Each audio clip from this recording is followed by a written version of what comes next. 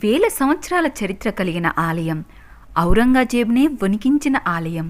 హైదరాబాద్లో అతి పురాతనమైన ఆలయం, చూడవలసిన ఆలయాల్లో ఒక్కటి కర్మాన్ఘాట్ హనుమాన్ టెంపుల్. ఇక్కడ హనుమంతుడున్నారు అనడానికి ఒక కథ ఉంది, దాన్ని తెలుసుకుందామా?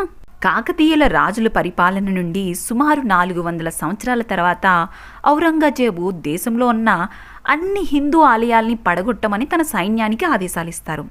అలా ఆదేశాలు తీసుకున్న ఔరంగజేబు సైన్యం ఈ కర్మాన్ఘాట్ ఆలయం దగ్గరికి వచ్చి ఆలయాన్ని పడగొట్టడానికి ట్రై చేస్తారు.